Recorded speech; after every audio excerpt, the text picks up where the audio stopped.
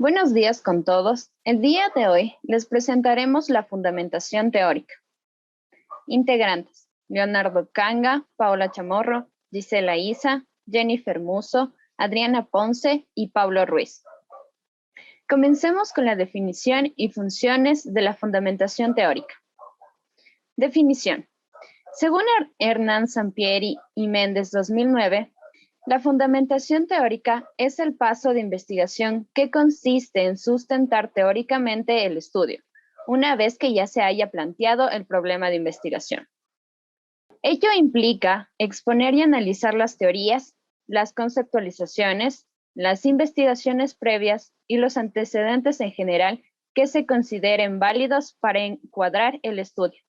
La fundamentación teórica tiene como función principal ayudar a prevenir errores.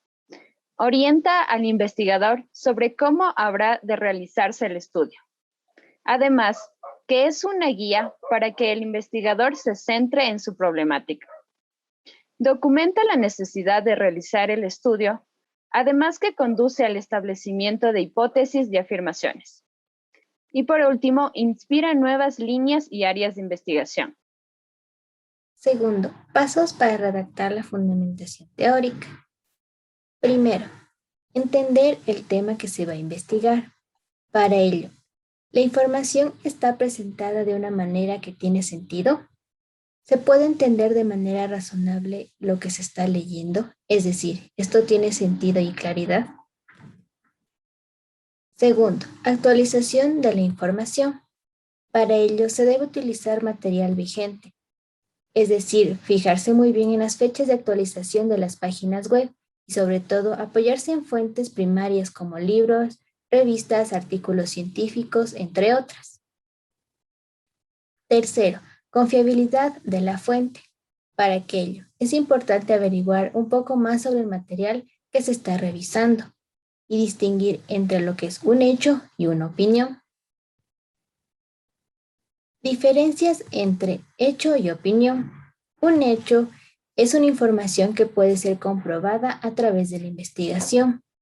Son evidentes y no están sujetos a interpretaciones, mientras que una opinión se basa en la creencia de una persona, es decir, es un juicio individual desde un punto de vista particular que puede ser cuestionado o discutido por otras personas. ¿Cómo elaborar la fundamentación teórica? Toda investigación debe hacer referencia a un sistema u orientación teórica en la que situarse, por ello es imprescindible revisar y analizar la bibliografía existente, es decir, reafirmar nuestras convicciones teóricas o subrayar las diferencias halladas. Formular hipótesis que puedan ser demostradas, además de presentar respuestas que anticipen preguntas de un fenómeno social concreto. Formular el argumento central de la investigación, es decir, que exista una intuición teórica que guíe dicho estudio. Explicitar los objetivos y la finalidad del trabajo, es decir, el qué de la investigación y el para qué del mismo, en donde se analice qué quiero conseguir con este estudio y qué conceptos o argumentos voy a utilizar para demostrar dicha hipótesis. Los objetivos principales de la fundamentación teórica son los siguientes. Elaborar la investigación desde una perspectiva innovadora, es decir, que marque las diferencias con otros autores.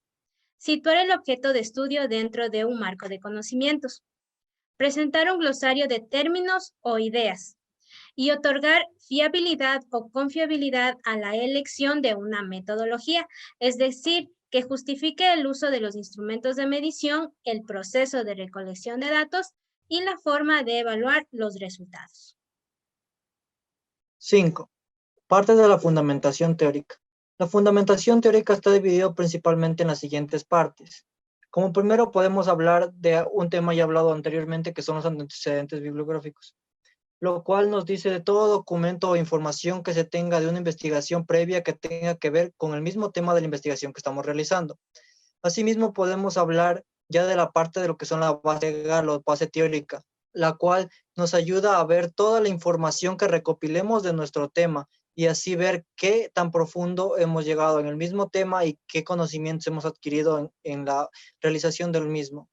Asimismo, podemos hablar de la definición de los términos básicos, la cual consiste en hallar términos que son indispensables para el entendimiento de todas las bases teóricas que tengamos de nuestra investigación. Es así que son las palabras más importantes y su definición. Asimismo, podemos hablar de la fundamentación legal, en el cual hablamos de todos los textos legales en los cuales se hable sobre nuestra investigación o parte de ella, y así vemos que nuestra investigación esté fundamentada legalmente.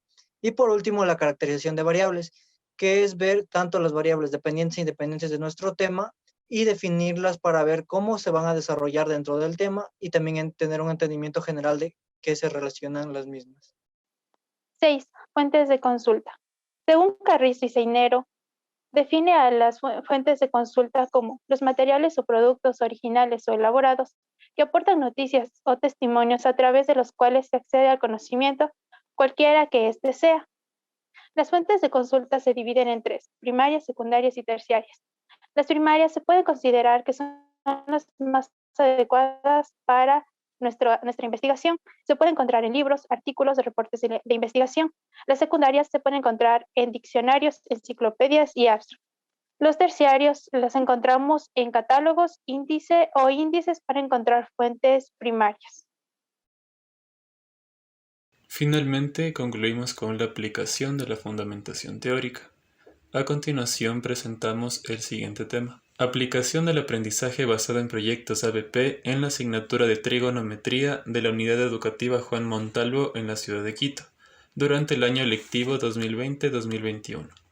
A continuación presentaremos un esquema sobre su fundamentación teórica. Como primer punto tenemos el paradigma educativo. Aquí hablaremos sobre el paradigma constructivista, el paradigma histórico-social. Segundo, modelo pedagógico. Aquí se hablará sobre el modelo pedagógico autoestructurante y el interestructurante dialogante. Tenemos lo que es proceso de enseñanza-aprendizaje y lo que es metodología. Como segundo bloque dentro de la fundamentación teórica, hablaremos sobre la metodología de aprendizaje basada en proyectos ABP. Aquí se desglosa sus generalidades, el rol del docente, el rol del estudiante, los recursos que se utilizan y cómo es evaluado esta metodología. Asimismo, concluiremos con la aplicación del aprendizaje basado en proyectos en la asignatura de trigonometría. Como se mencionó, es importante incluir términos básicos y su definición al finalizar la fundamentación teórica. En el caso de este tema podemos nombrar al conductismo, constructivismo, dialéctica, didáctica, escuela activa, interdisciplinariedad y transversalidad, entre otras. Muchas gracias por su atención.